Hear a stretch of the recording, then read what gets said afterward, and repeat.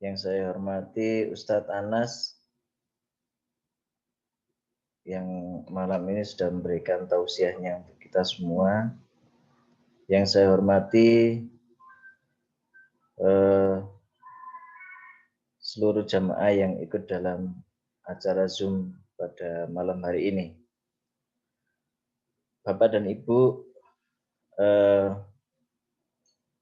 saya nanti akan menyampaikan beberapa hal terkait dengan COVID, tapi yang langsung ke aplikatif ya, yang mungkin Bapak ini banyak karyawan AUM, sehingga mungkin nanti diperlukan oleh Bapak dan Ibu dalam memanage stafnya, sehingga nanti ke depan semuanya bisa sehat semua. Jadi nanti ini insya Allah ke arah aplikatif. Kemudian yang kedua, saya nanti juga akan menyampaikan tentang apa sih yang harus kita kerjakan untuk menghadapi semua ini. Sama juga insya Allah aplikatif dan terbukti beberapa hal itu memang sangat kita perlukan. Kemudian yang ketiga, nanti saya akan sekilas tentang Rumah Sakit Muhammadiyah ya. Jadi bagaimana amal usaha kesehatan kita ini rencananya ke depan itu akan seperti apa, nanti akan saya sampaikan di sini. Harapannya saya bisa dalam kesempatan ini saya bisa memunculkan semangat dari Bapak dan Ibu sekalian untuk lebih lebih punya rasa memiliki dan keinginan untuk membesarkan Muhammadiyah dan amal usaha Muhammadiyah yang dimiliki oleh kita semua. Oke, untuk mempersingkat waktu, kita mulai ya.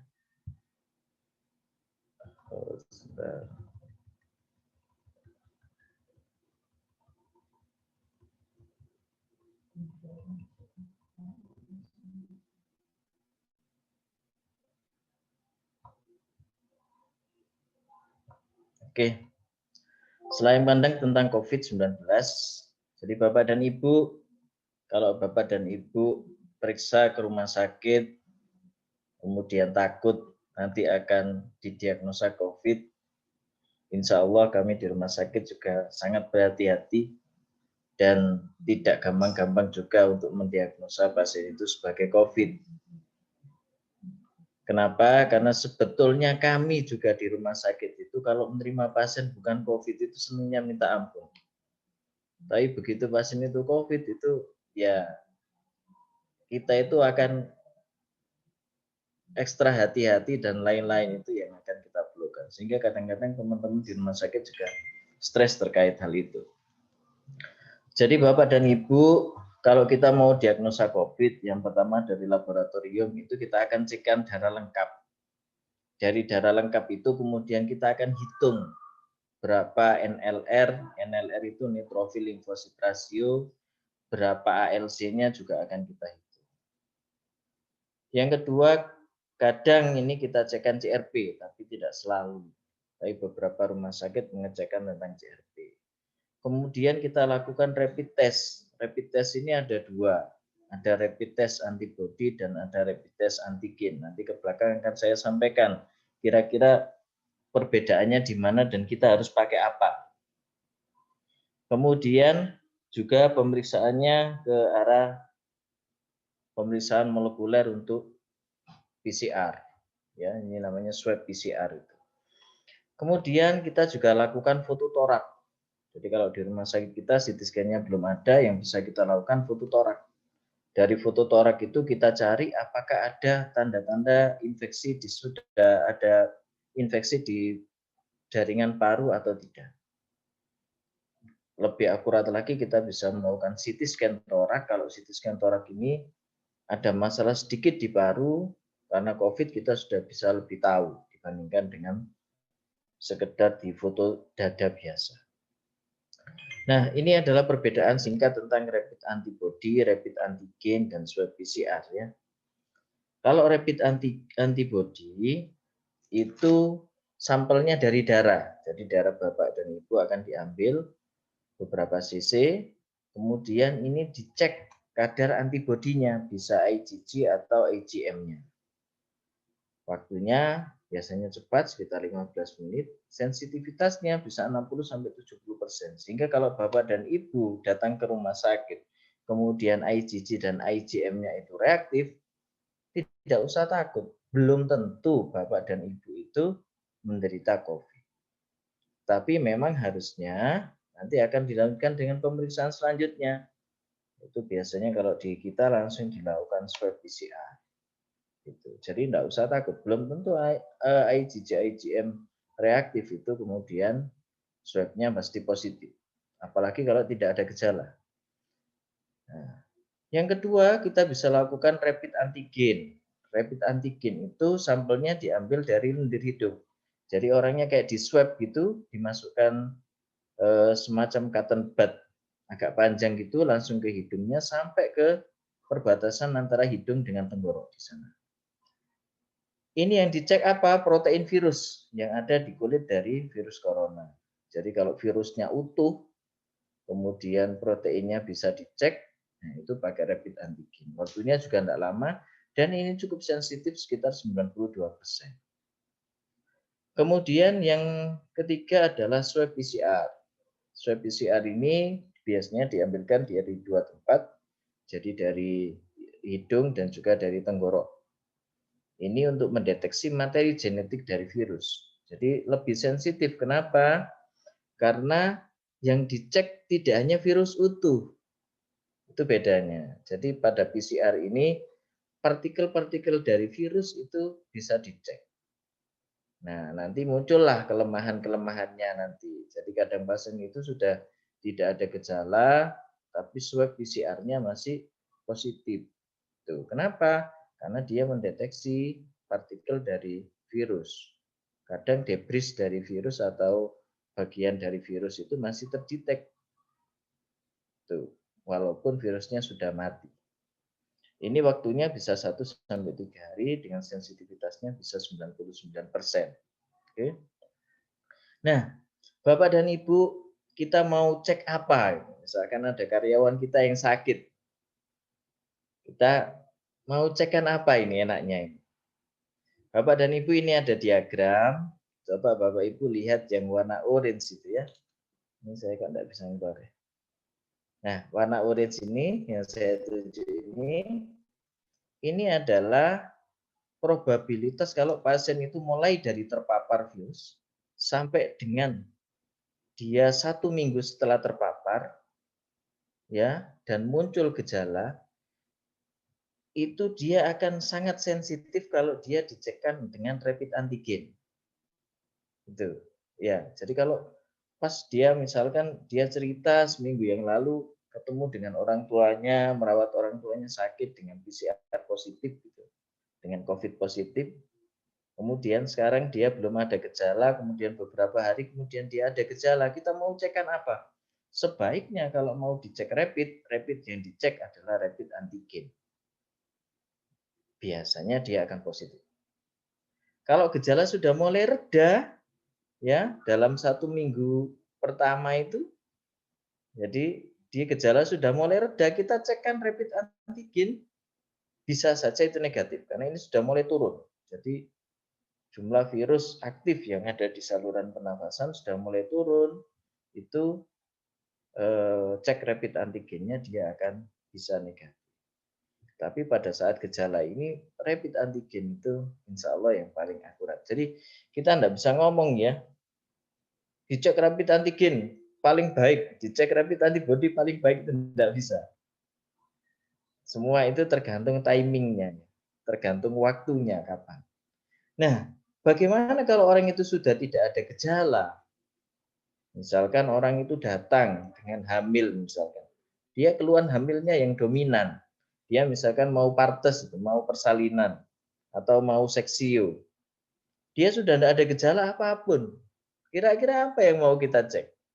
Kalau kita cekkan rapid antigen, biasanya dia pasti akan negatif. Kalau kita cekkan rapid antibody, ya rapid antibody ini yang biru ya, biru tua sama dengan biru muda ini ada IgG dan IgM. Biasanya kemungkinan masih ada reaksi.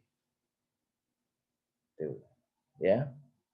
Nah, jadi timing saja sebetulnya.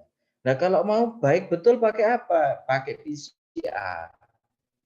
Karena PCR itu mulai dari awal paparan sampai beberapa minggu pasien itu sembuh misalkan, sudah tidak ada gejala, dia masih bisa mendetek bahwa orang ini masih positif apa sudah negatif. Itu ya. Mudah-mudahan ini bisa untuk Bapak dan Ibu aplikasikan. Jadi kalau ada yang sakit itu kita mau cekkan apa itu sedikit banyak Bapak dan Ibu sudah. Nah, ini interpretasinya. Jadi kalau rapid antigen itu biasanya hanya menunjukkan hasil positif jika pasien ada dalam rentang 1 minggu setelah paparan dan 1 minggu gejala. Jadi gampang-gampangannya itu ya 2 minggu setelah paparan. Itu kemungkinan dia akan menunjukkan hasil yang positif. Dan Bapak Ibu biasanya kalau rapid antigen positif, biasanya hasil swab-nya itu positif. Gitu, ya. Yang kedua, kalau kadar antibodi itu muncul biasanya pada akhir minggu pertama gejala. Gitu. Jadi pada awal-awal gejala itu kadang orang dicekkan rapid antibodinya itu masih non reaktif. Padahal orang itu lagi bergejala. Kenapa? Karena munculnya itu baru di akhir minggu pertama gejala. Jadi tidak bisa langsung muncul. Itu. Ya. Jadi kita timing saja Bapak Ibu. Timing waktunya kapan kita harus ngecekkan itu. Jadi tidak ada yang paling baik dan tidak ada yang paling buruk. Kita semua tergantung waktu. Nah, yang bisa diandalkan apa? Swab PCR. Tapi hati-hati Bapak Ibu, swab PCR ini juga mempunyai keterbatasan juga. Jadi bisa saja terjadi false negatif. False negatif itu artinya orang itu sebetulnya positif. Tapi dia kok PCR-nya keluarnya negatif swab-nya. Kenapa? Karena pemeriksaan swab PCR ini satu dia operator dependen. Jadi tergantung pada operatornya. Kalau orang operatornya itu dia sudah lihai, sudah biasa dan dia sudah tahu posisinya itu sampai kapan dia masukkan cotton bud-nya ke dalam itu. Kalau dia sudah biasa dan sudah mengerti, maka biasanya akurasinya baik. Jadi operator dependen. Yang kedua juga tergantung pasiennya. Bapak dan Ibu dimasukkan cotton bud ke hidung atau ke tenggorok itu tidak enak sekali.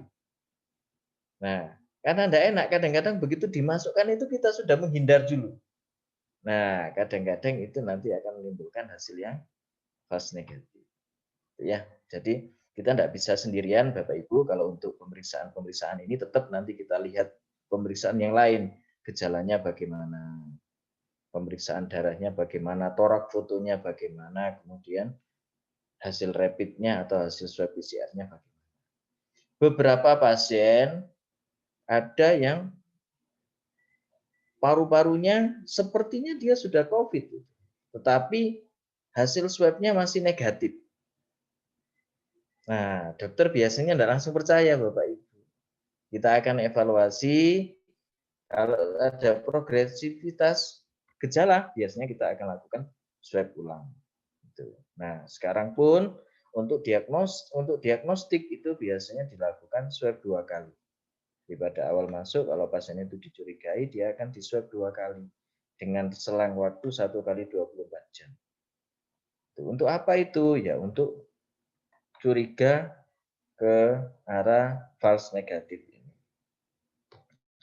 Oke, mudah-mudahan bisa menambah hasanah ibu-ibu ya dan bapak-bapak tentang ini. Jadi kita milih apa? Kalau gejalanya positif ya kita lakukan rapid antigen.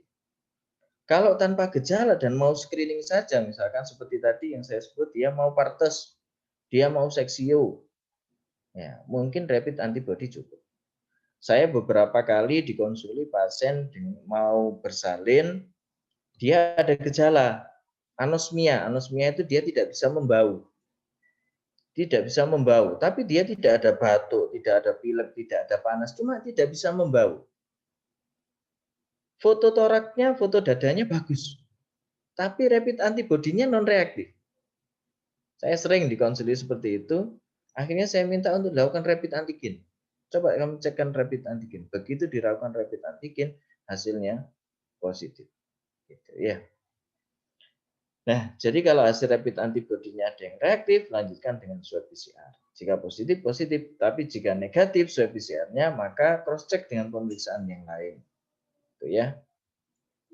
Oke, ini data yang kami kumpulkan. Jadi Bapak Ibu tidak usah takut, rapid reaktif belum tentu COVID.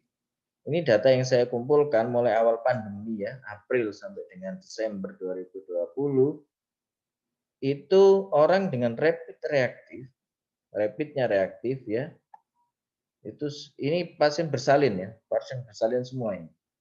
Itu ada 180 pasien. Dari 180 pasien itu, 97 orang positif. Separuhnya kurang negatif. Jadi gimana, bermanfaat apa tidak bermanfaat? Menurut saya masih bermanfaat. Setidaknya untuk screening. Kemudian pada Januari 2021 juga saya lakukan evaluasi, saya kumpulkan datanya bahwa pasien dengan rapid reaktif itu antibodinya reaktif ada 43 pasien. Ini pasien bersalinnya. 28 pasien dilakukan swab dan positif. Tapi 15 pasien negatif. Ada ini satu pasien pada bulan Januari itu yang rapid antibodinya itu non reaktif, tetapi rapid antigennya positif. Yang tadi saya sebutkan bahwa dia cuma anosmia saja, nggak bisa membau. Nah, pasien ini kemudian dilakukan swab, maka swabnya dia positif. Ya, jadi berarti apa? Kita mau pilih apa ya? Tadi sudah saya sebutkan. Pada saat bergejala sebaiknya yang dipilih adalah rapid antigen. Tapi kalau tidak ada gejala, mungkin rapid antibody. Tapi yang lain-lain mungkin bisa dilakukan pemeriksaan fisik, kemudian darah lengkap dan torak foto bisa dikerjakan. Kalau semuanya negatif, tapi ada gejala, ya observasi dulu. Diobservasi ada progresivitas apa enggak. Kalau enggak, mungkin bukan COVID. Gitu ya. Jadi enggak usah takut. Nah, oke. Sekarang saya menginjak ke itu tadi untuk diagnostik ya, mudah-mudahan menambah keilmuan Bapak dan Ibu. Sekarang bagaimana kriteria untuk selesai isolasi, sembuh, dan meninggal? Ini langsung saya foto saja dari Permenkesnya ya. Jadi ini yang selesai isolasi. Kalau pasien itu tanpa gejala apapun, asimptomatik, maka dia isolasi 10 hari sejak pengambilan swab konfirmasi itu. Jadi misalkan sekarang tanggal 1 dicek positif, dia tidak ada gejala apapun, maka dia isolasi dulu selama 10 hari sejak itu berarti tanggal 2, 3, 4, 5, saya tanggal 11 dia isolasi dulu. Kalau kemudian dia ada gejala ringan atau sedang, misalnya mulai batuk-batuk, gitu ya, mulai sesak-sesak ringan gitu, maka dia selesai isolasinya dihitung 10 hari sejak tanggal onset, ya onset gejala, dengan ditambah minimal 3 hari setelah tidak menunjukkan gejala demam dan gangguan pernafasan. Jadi 10 plus 3, 3 tanpa gejala, ya 3 hari tanpa gejala. Kalau gejalanya berat gimana? Kalau gejala berat atau dia kritis sudah sesek sekali, maka harus ada follow up swab 1 kali negatif, kemudian ditambah dengan 3 hari tidak menunjukkan gejala. Jadi harus di swab ulang. Jadi kalau gejalanya berat, kalau gejala ringan sedang, sekarang panduan sekarang itu tidak pakai di swab ulang. Tetapi kalau gejalanya berat dan kritis, harus dilakukan swab ulang, kemudian selesai isolasinya, dari hasil swab ulangnya kalau dia negatif ditambah dengan 3 hari tanpa gejala. Kalau tidak ada swab ulang, ya maka dia nambah isolasi 10 hari plus 3 hari tanpa menunjukkan gejala. Dinyatakan selesai isolasi, bisa dialih rawat non isolasi atau dipulangkan. Ya. Nah, kalau sembuh bagaimana? Sembuh itu kalau dia memenuhi kriteria selesai isolasi dan ada surat pernyataan selesai pemantauan berdasarkan penilaian dokter. Jadi kalau dokternya sudah menilai, oh sudah Pak, sudah sembuh, maka itu selesai dia sembuh. Ya, paham ya? Mudah-mudahan paham. Saya pelan-pelan. Nah, bagaimana kalau meninggal? Ini yang sering dilema di dalam masyarakat. Pasien itu, kalau dia pasien itu selama perawatan pasien COVID itu konfirmasi atau probable. Probable ini artinya apa? Pasien itu belum tegak. Pasien ini COVID apa tidak itu belum tegak. Hasil swabnya belum jadi. Itu namanya probable. Tapi dia sesek banget. Dia datang dengan sesek banget. Maka bagaimana pemulasaraan jenazahnya? Pemulasaraan jenazahnya adalah dengan tata laksana COVID. Jadi dari hasil DL-nya mengarah ya, kemudian dari hasil torak dadanya, dari hasil foto dadanya, foto ronsen dadanya, dia mengarah. Sesek banget keluhan orangnya. Kemudian dia meninggal sebelum hasil swabnya jadi. Bagaimana kita? Ini yang dilema kan? Saya beberapa kali ditelepon oleh bapak-bapak terkait ini biasanya. Nah, bagaimana? Nah, kalau menurut aturan Pak itu masuk dalam tata laksana. Nah, nanti kalau hasil swabnya negatif, bagaimana dok? Kalau gejala gini Pak, kita berpikirnya itu berpikir preventif ya. Bapak dan Ibu, kalau pasien itu COVID, itu meninggal, maka virusnya juga enggak ujuk-ujuk langsung mati juga. Jadi kapan itu kan ada konfirmasi, ada statement ya dari yang ada di Najwa Shihab salah ya. Jadi kalau pasien virus itu dia menempel pada orang hidup. Kalau inangnya itu mati, maka virusnya juga akan mati. Ya, tapi tidak ujuk-ujuk mati, Bapak Ibu. Tidak ujuk-ujuk mati virusnya itu. Sehingga daripada nanti dia diprotokol biasa, dilakukan pemulasaraan jenazah biasa, kemudian menimbulkan mudorot yang lebih besar, nanti anaknya kena, keluarganya kena, kemudian tetangga-tetangganya sekitarnya yang tidak tahu kena, mudorotnya lebih besar. Sehingga kalau kita, mesti kita akan beri pengertian sebaiknya dia diprotokol. Itu ya. Nah, bagaimana kalau orangnya meninggal di luar rumah sakit? Kalau dia memiliki riwayat kontak erat dengan orang atau pasien berkonfirmasi, maka pemulasaraan jenazahnya juga dilakukan secara protokol COVID. Misalkan Bapak Ibu, sekarang karena takut ke rumah sakit, dia sakit. Seminggu yang lalu bapaknya meninggal misalkan karena COVID. Sekarang dia juga sakit setelah itu, tapi tidak mau ke rumah sakit. Kemudian meninggal juga. Maka apa yang kita kerjakan? Maka sebaiknya dilakukan pemulasaraan jenazah secara COVID. Oke, mudah-mudahan itu ya. Nah, sekarang begini, kenapa kok harus 10 hari? Ini dilakukan penelitian oleh dosen kita ya, Dr. Ari Baskoro, ini dosen di UNER ya, dosen penyakit dalam. Jadi dia melakukan beberapa penelitian dan ini juga dia berdasarkan dari WHO bahwa setelah seorang terpapar virus COVID, baik asimptomatik, baik tidak ada gejala maupun yang bergejala, akan dapat menularkan virus tersebut 2-3 hari sebelum onset gejala hingga 10 hari berikutnya. Jadi sebelum bergejala dia sudah bisa menularkan Bapak Ibu. Sampai dengan 10 hari gejala. Gitu. Jadi itu yang sangat menularkan. Nah, bagaimana hasil PCR? Hasil PCR yang positif pada evaluasi tidak harus berarti virus tersebut masih aktif. Tadi saya bilang bahwa PCR itu, swab PCR itu dia akan mendeteksi komponen-komponen dari virus. Sehingga walaupun virus itu sudah mati, tapi di situ masih ada debrisnya, masih ada sisa-sisa komponennya, pada PCR bisa terdeteksi dan bisa positif. Nah, bagaimana kita lihatnya nanti kalau kita di rumah sakit, ya, saya lihat CT value-nya, jadi nilai CT-nya. Mungkin kalau beberapa yang pernah swab itu tahu CT value itu. Jadi CT value itu menunjukkan kemungkinan virus aktif. Kalau dia CT value-nya, jadi tiap-tiap alat itu punya cut off point-nya, punya nilai nilai ambang lah istilahnya gitu. Kalau dia CT value-nya itu masih di bawah nilai ambang, maka kemungkinan virus yang aktif masih besar. Jadi misalkan alat itu punya cut off point 35. Kemudian si pasien ini dia sudah tidak bergejala tapi dia punya CT value 19 misalnya. Jadi lebih rendah. Maka kemungkinan virus aktifnya masih ada.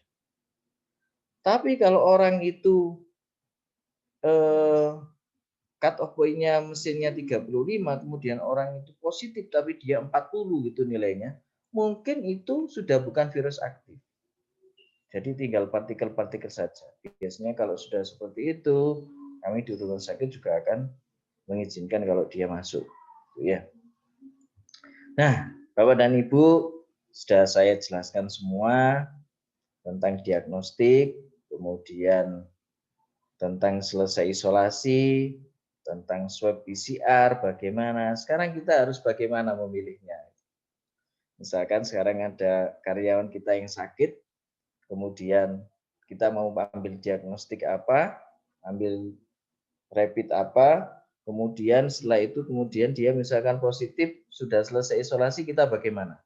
Apakah kita selesai isolasi langsung dimasukkan kerja, ataukah masih harus menunggu swabnya negatif? Itu ya pilihan itu Bapak Ibu. Kalau kami di Rumah Sakit Muhammadiyah Gresik, terus terang, saya kalau ada karyawan saya yang positif, saya akan minta dia negatif. Saya akan minta dia negatif, baru dia boleh kerja. Atau kalau dia terus positif, pada hasil swab dia terus positif, diulang terus positif, maka setidaknya CT value-nya dia di atas nilai ambang alat. Gitu ya. Jadi itu baru dia boleh kerja. Tapi kalau tidak, masih CT value-nya masih rendah, apalagi dia ada bergejala, walaupun selesai isolasi, tetap kita di rumah sakit tidak akan membolehkan untuk masuk. Kenapa kok begitu? Satu, karena kita harus menjaga kepercayaan dari customer. Jadi kalau kita strike betul tentang kesehatan karyawan kita, kemudian pasien datang itu dia sudah tidak was-was. Jangan-jangan ini yang merawat saya ini positif kan gitu. Tapi kalau kita di Rumah Sakit Muhammadiyah itu kita betul-betul dia harus negatif baru bisa masuk. Sehingga harapan kita bisa menumbuhkan kepercayaan dari masyarakat untuk berobat. Yang kedua, kenapa kok harus kita nunggu negatif atau value-nya tinggi? Karena beberapa pasien kita itu ada itu yang sampai lama sekali itu dia positif dengan CT value yang rendah. Nah, bagaimana itu nanti kalau dia masuk kemudian ternyata dia masih bisa menularkan. Jadi kasihan teman-teman yang ada di unit tersebut dan kasihan juga pasien yang akan berobat. Sehingga kami betul-betul strike di Rumah Sakit Muhammadiyah terkait hal itu. Kami milihnya ke arah aman. Ya. Mohon maaf Dok, lagi. Terus sebentar. Oke, ini untuk isolasi mandiri. Jadi Bapak dan Ibu kalau isolasi mandiri tolong selalu pakai masker. Kemudian maskernya jangan dikelelerkan di mana-mana karena masker ini sudah dipakai apalagi orang yang positif itu dia bisa menularkan. Kalau ada bergejala jangan berjalan-jalan, jangan pergi kemana-mana dulu. Jadi tetap di rumah saja. Kemudian kalau perlu konsultasi ke dokter pakai telemedicine atau kalau ada yang kenal ya kita konsultasi via telepon. Nah di rumah usahakan jangan bertemu dengan keluarga yang lain, anggota keluarga yang lain. sementara ya, jadi harus ada jarak. Kemudian cek suhu, cek gejala-gejala apakah makin batuk, makin sesak atau enggak. Ya, kemudian ventilasi juga harus diperhatikan ya. Jangan sampai ruangan itu tertutup rapat sehingga udara itu akan mulek saja di situ, dan kalau ada virus maka virusnya akan kesedot oleh yang lain. Nah, Bapak dan Ibu, ilmu kita tentang COVID ini masih sedikit. Ini dibuktikan bahwa panduan COVID itu sudah berubah terus sampai 5 kali. Karena itu bagaimana sikap kita, kehati-hatian sangat perlu. Tidak perlu sombong. Ya, jadi tidak perlu sombong. Baik dokternya juga tidak usah sombong, mentang-mentang dia menguasai ilmunya kemudian merasa bahwa bisa gampang itu tidak perlu. Karena COVID itu unpredictable. Masyarakat juga tidak perlu sombong. Jadi sifat kehati-hatian sangat perlu. Kemudian setiap dari kita bisa terkena. Ini yang harus diwaspadai ya. Jangan merasa bahwa kita sudah sehat, dewasa muda, tidak terkena. Setiap dari kita bisa terkena. Sehingga jaga kondisi kita, maksimalkan upaya pencegahan, hilangkan stigma COVID itu aib. Bapak dan Ibu, ini penting sekali. Karena kalau Bapak dan Ibu itu menganggap bahwa COVID ini aib, maka orang itu akan cenderung untuk menutupi kalau dia sakit. Dia akan cenderung tidak mau berobat. Dia cenderung akan masih beraktivitas untuk mencegah supaya jangan sampai dia kena stigma itu. Jadi tolong ini jangan dianggap stigma baik, jangan dianggap sebagai aib, dan munculkan solidaritas antar kita. Bapak dan Ibu, kalau ada tetangga atau apa yang sakit, teman yang sakit, maka solidaritas ini sangat penting. Saya kalau bisa di tiap ranting itu, kalau ada yang sakit, ya solidaritas, kita bantu dia sebisa mungkin yang kita bisa bantu. Ya, kemudian kita kuatkan jiwanya dia, psikisnya dia. Karena orang itu kalau sudah diisolasi, kemudian dia sudah didiagnosa positif COVID, maka orang itu gampang sekali down. Gampang sekali itu down. Nah, tolong yang lain memberikan semangat. Kalau ini diberikan semangat, insya Allah pasien yang down itu akan ya segera baik. Ya, oke, saya ke Rumah Sakit Muhammadiyah sebentar. Ya, ini sejarahnya Rumah Sakit Muhammadiyah. Jadi kita sudah di 2020 kemarin kita sudah akreditasi SNAR 1.1. Insya Allah ini satu-satunya di Gresik yang sudah akreditasi SNAR 1.1 loh ya. Itu insya Allah satu-satunya di Gresik dan kita mencapai predikat paripurna. Ini ruangan kita dengan 127 TT. Nah, karena ada COVID ini, maka satu unit pelayanan itu dikhususkan untuk COVID. Jadi ada 25 TT itu dikhususkan untuk COVID, kemudian kita tambah juga 2 TT isolasi di ICU. Jadi itu. Karena hal itu bagaimana kita ke depan? Maka pertama yang kita lakukan adalah perbaikan layanan di Rumah Sakit Muhammadiyah. Jadi layanan kita sudah cukup banyak, yang belum ada di kita cuma yang garis merah ini ya. Jadi ada bedah saraf, tumbuh kembang anak, klinik jiwa, HD, dan ada klinik nyeri, itu yang belum. Yang lainnya insya Allah kita sudah semua. Kemudian ini pelayanan kita, IGD kita, jadi instalasi bedah sentral kita, kamar operasi kita itu bertekanan negatif, sehingga kita dari awal pandemi kita sudah bisa melakukan operasi-operasi pasien dengan curiga COVID dan pasien yang sudah COVID positif. Ya, ini layanan kita sudah ada pendaftaran online Bapak Ibu. Jadi lewat aplikasi Sirine RSMG bisa Anda download. Syaratnya Bapak Ibu sudah pernah periksa ke situ dan punya nomor rekam medis ya. Kemudian kita tahu bahwa lahan parkir kita kecil, sehingga mau tidak mau kita harus ngakali dan kita ada parkir valet di situ. Dan alhamdulillah kami kemarin bulan Desember kita sudah beli parkiran SMA itu, SMA Muhammadiyah itu, dan sudah insya Allah sudah resmi punya kita. Ini juga layanan antar obat di kita juga ada, Bapak Ibu. Kemudian USG 4 dimensi, poli kulit untuk ibu-ibu ini, ya insya Allah kalau dibandingkan dengan klinik kecantikan lain, harga kita jauh lebih murah. akan dicoba. Kemudian ada echo, kemudian ada meko ya untuk operasi-operasi katarak gitu. Meko tanpa jahitan itu juga ada. Kemudian ini yang baru dari kita, dengan telinga yang robek itu di kita ada, dan operasi untuk sinusitis yang pakai endoskopi itu kita juga sudah ada. Insya Allah di Gresik ini timpanoplasti dan breast ini insya Allah ya. Mudah-mudahan satu-satunya. Nah, ini kita juga ada pemeriksaan swab, dan ini juga bisa didapatkan Bapak Ibu di klinik kita di GKB, klinik Aisyah GKB. Jadi silakan untuk Bapak Ibu kalau mau periksa ke sana, monggo, semua sudah lengkap di sana pemeriksaan ini juga. Nah, ini untuk positioning kita bahwa kita itu masih dianggap sebagai pusat untuk anak dan bersalin. Jadi semua produk-produk tentang anak kita dan bersalin kita siapkan. Ya, ada sandi klinik juga untuk anak, kemudian bersalin juga ada sandi klinik free, cuma sekarang karena pandemi agak berkurang ya. Kemudian saya juga saya melakukan operasi dengan minimal atau tanpa nyeri. Nah, kita sudah koordinasi, kita berharap dari jaringan internal rumah sakit, semua warga Muhammadiyah bisa ikut membesarkan AUM kita.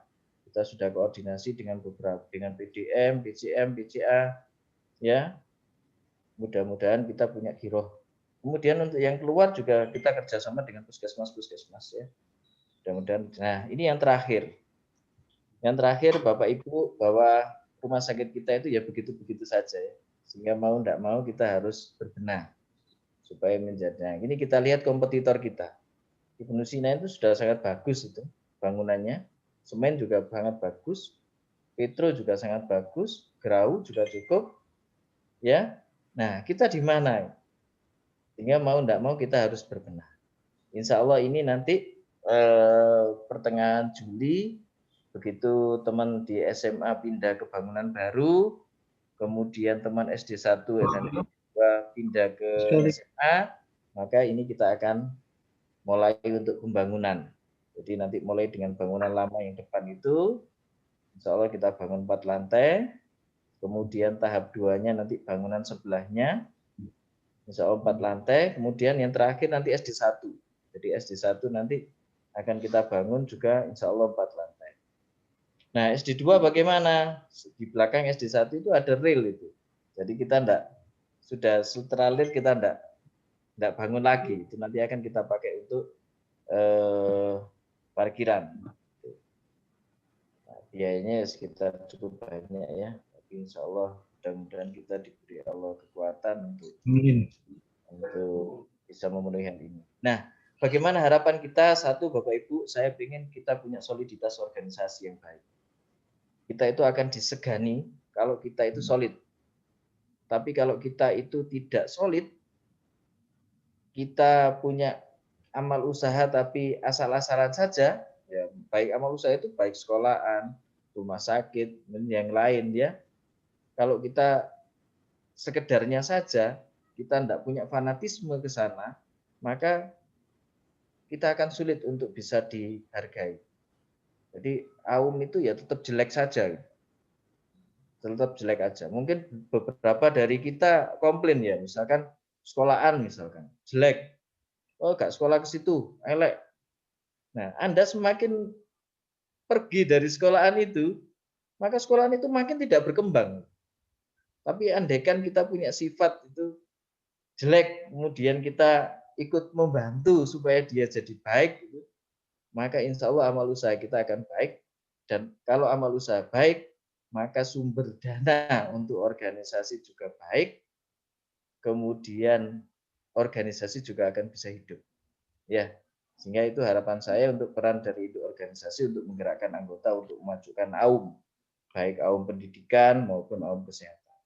Nah, kalau kita dari Rumah Sakit Muhammadiyah Gresik siap untuk berkoordinasi terkait itu, sama-sama menguntungkan. Jadi Anda bantu LSMG, ya kita juga akan bantu. Mekanismenya beberapa kemarin sudah kami sampaikan ke Bapak Ketua BCM BCA. Mungkin nanti kita akan follow up terkait teknis yang lebih detail. Sehingga harapan kita dengan Anda membantu RSMG, maka kita juga bisa bersimbiosis sehingga organisasi kita bisa dapat dana juga sehingga bisa sama-sama untuk maju. Sekian itu dari saya. Ya. Moderator, mohon maaf waktunya agak nambah sedikit ya.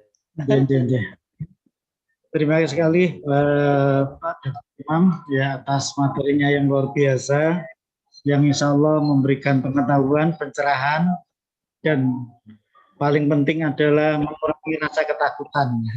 Demikian juga tentang program RSMG yang luar biasa, yang insya Allah bisa menjadi kebanggaan bagi kita warga Muhammadiyah di Kabupaten Gresik. Kita sudah sepakat di studio karena waktunya sudah malam, jadi ini ada satu pertanyaan saja ini Pak Imam, yang di chat ini sudah ada, yang dari Pak Mustaqim. Ini dari Pak Mustaqim, tanya, si Fulan pada tahun 2020 melakukan rapid test 24 November, hasil IgM reaktif, IgG non reaktif, rapid test kedua 28 November, hasil IgM non reaktif, IgG-nya reaktif, kemudian 1 Desember melakukan swab hasilnya negatif. Pertanyaannya, apakah dengan hasil tes itu si Fulan terindikasi kena COVID-19? Monggo Pak Imam. Oke.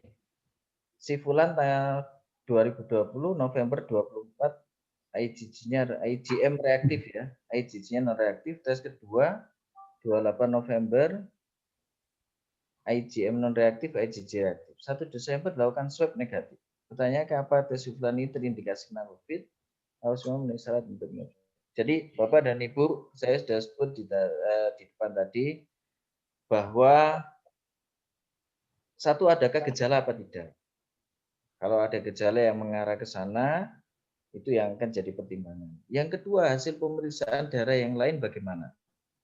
DL misalkan, nanti dicek NLR, ALC-nya. Kalau hasil NLR-nya itu tinggi, ALC-nya rendah, mungkin kita curiga ke sana. Yang ketiga, kita lakukan rapid test. Ya, rapid test. Rapid test-nya ini ya November kan? Dia dari grafik tadi yang saya sebutkan bahwa IgG, IgM dia akan keluar dulu. Pada saat orang itu awal-awal gejala dia akan keluar IgM-nya. Ya. Kemudian IgG keluar setelah itu. Jadi ini cocok sekali orang ini. IgM-nya reaktif dulu pada 24, kemudian di rapid kedua IgM-nya non reaktif, IgG-nya yang reaktif. Artinya apa? Orang ini sudah mulai pada fase penyembuhan. Nah, swab-nya kemudian dilakukan beberapa hari setelah ini, tanggal 1 Desember. Hasilnya negatif. Mungkin pasien ini, mungkin ya, pada yang sebelumnya, sebelum 24 November ini kalau dilakukan swab, mungkin dia positif, mungkin. Tapi dia sudah cepat sekali orang ini untuk dia jadi negatif. Tuh. Saya tadi sebut bahwa kalau rapid saja yang jadi pegangan itu tidak bisa. Karena saya tadi sebut bahwa rapid itu kalau IgG, IgM reaktif belum tentu orang itu akan kena COVID. Jadi apakah orang ini COVID? Dicek juga tadi gejala ada apa enggak, torak foto bagaimana, hasil DL-nya bagaimana. Tuh, ya. Nah, apakah si Fulan memenuhi syarat untuk mengikuti vaksin COVID-19? Bapak dan Ibu, vaksin itu pada awal-awal kenapa kok ada syarat-syaratnya? Misalkan syaratnya umurnya kurang dari 60 tahun. Tidak boleh menyusui, tidak boleh hamil. Kemudian bukan pasien yang pernah kena COVID. Gitu. Karena pada awal-awal itu pemerintah masih fokus pada pasien yang belum terkena COVID dan fokus pada kita untuk evaluasi ada kejadian pasca imunisasi apa enggak, KIPI istilahnya. Nah, jadi dicari Sehingga yang diimunisasi awal adalah biasanya orang dewasa sehat. Itu. Tapi sekarang sudah mulai berubah. Sekarang sudah ada kan orang yang post COVID, mereka sudah mulai divaksin. Terutama nakes. Kemudian ada lagi, sekarang sudah ada nakes yang umurnya di atas 60 tahun, sudah boleh vaksin. Kenapa kok begitu? Ya dari pengamatan. Setelah awal-awal ini dari vaksin yang gelombang pertama, orang dewasa sehat, tidak menimbulkan KIPI, ya.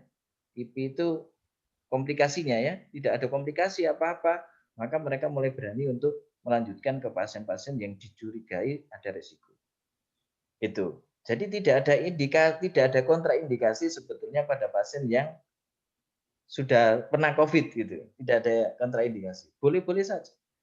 Atau kalau Anda mau baik betul, apakah saya ini butuh vaksin apa tidak? Anda bisa cek kadar anti COVID-nya, anti SARS-CoV-2-nya itu di rumah sakit. Bisa. Jadi dicek kadarnya. Kalau titernya itu lebih dari 20, kita biasanya sudah punya kekebalan. Tuh. Tapi kalau titernya di bawah itu, kita mungkin walaupun kita sudah kena COVID, bisa saja kita masih kena lagi. Atau kita habis vaksin, kita sebaiknya cek itu, kadar itu.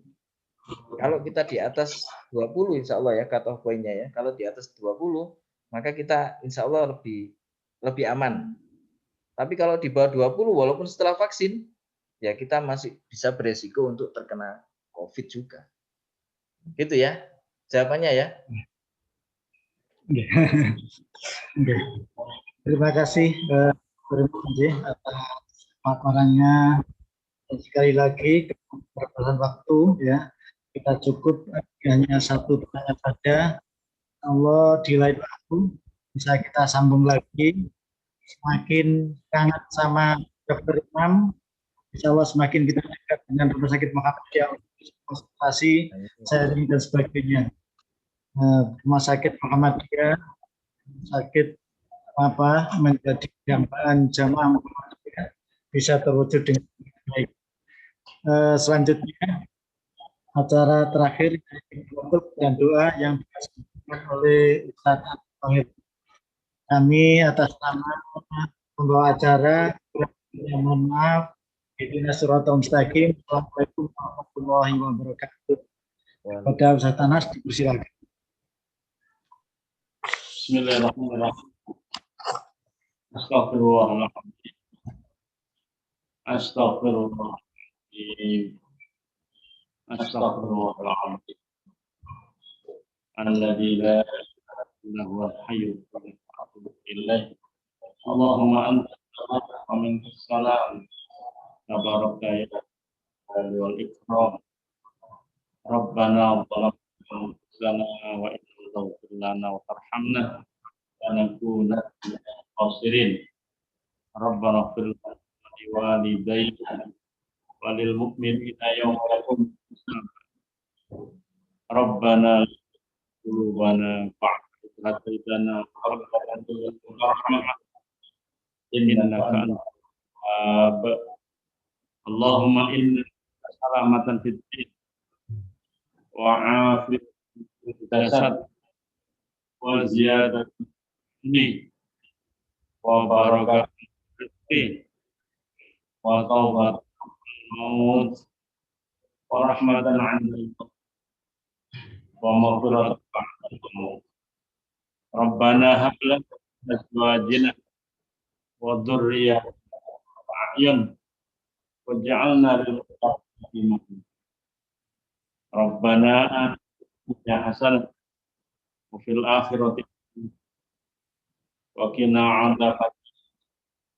Rabbana taqabbal minna innaka antas samiul 'alim wa tub 'alaina innaka antat tawwabur rahim. Subhana rabbika rabbil izzati 'amma yasifun wa salamun 'alal mursalin walhamdulillahi rabbil alamin. Assalamualaikum warahmatullahi wabarakatuh. Waalaikumsalam warahmatullahi wabarakatuh.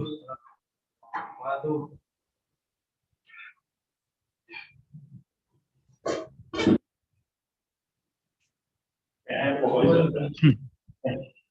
Iku mau gak enak. Yes.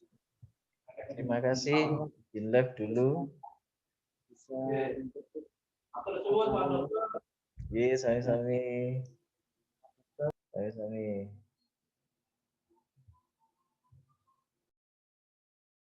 Ini tadi jadi banyak yang terpental, terutama tadi teman-teman dari SD Muhammad Demanyar juga luar biasa yang terpental banyak sekali itu.